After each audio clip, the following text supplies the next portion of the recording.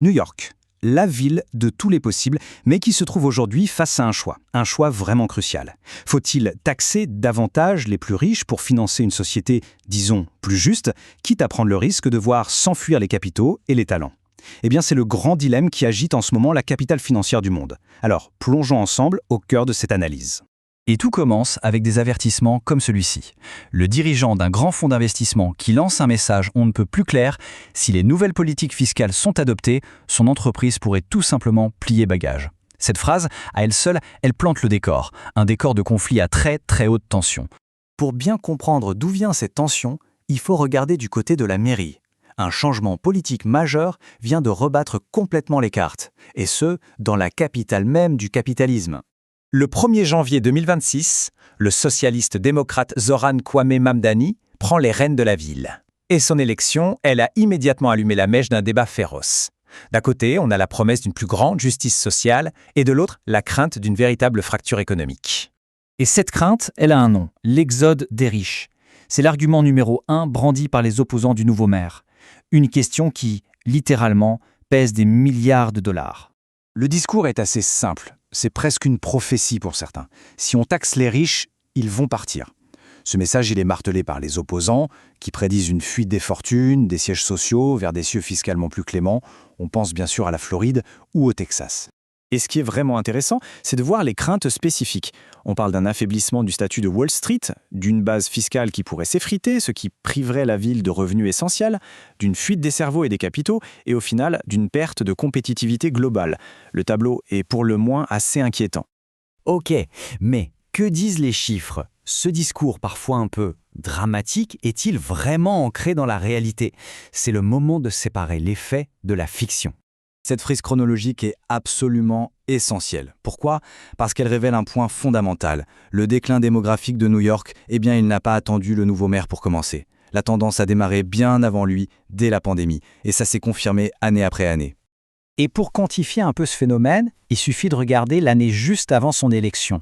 114 000, c'est le nombre de résidents nets que la ville a perdu en 2025. C'est un chiffre énorme, et c'était bien avant le changement de cap politique. Le problème est donc plus profond et plus ancien. La question clé, c'est donc, qui sont ces gens qui partent? Et c'est là que le discours des opposants se fissure un peu face aux données. L'idée reçue, c'est la fuite des milliardaires. La réalité statistique, c'est plutôt l'exode des familles des classes populaires et moyennes.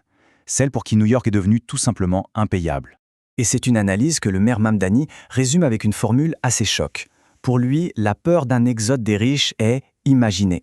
Le véritable drame social, c'est celui des New-Yorkais ordinaires, qui ne peuvent tout simplement plus se permettre de vivre dans leur propre ville.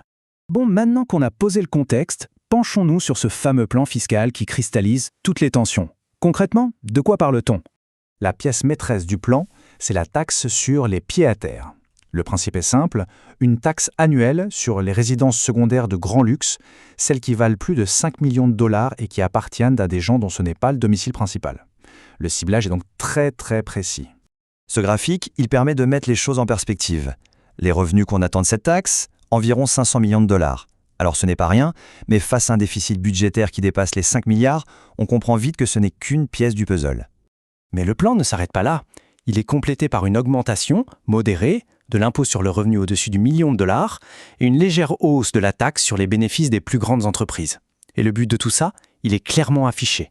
Réinvestir cet argent pour financer le retour de services publics de qualité pour tous, avec en priorité le logement et les transports. On le voit bien, au-delà d'un simple débat sur le budget, c'est une question presque philosophique qui est posée, une véritable bataille pour l'âme de New York, où deux visions de l'avenir s'opposent frontalement. Ce tableau résume parfaitement ce choc des perspectives. D'un côté, les opposants qui alertent sur un risque de perte d'attractivité, de l'autre, les partisans du plan qui voient l'occasion de bâtir une ville plus équitable.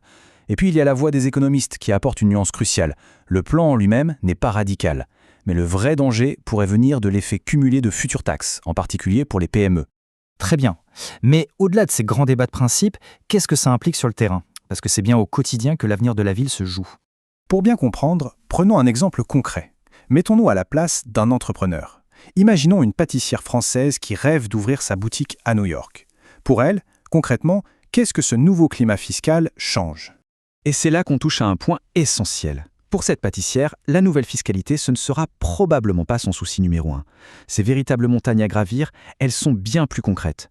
Trouver un loyer commercial abordable, ce qui est quasi impossible, s'y retrouver dans le labyrinthe administratif de la ville et gérer le coût très élevé de la main-d'œuvre. Ce sont ces obstacles-là, structurels, qui pèsent le plus lourd. Au final, le dilemme new-yorkais reste entier. Ce virage politique audacieux, est-ce que c'est le premier pas vers une métropole plus inclusive ou le début d'une spirale économique dangereuse? L'avenir de la Big Apple se joue en ce moment même et le monde entier a les yeux rivés sur elle.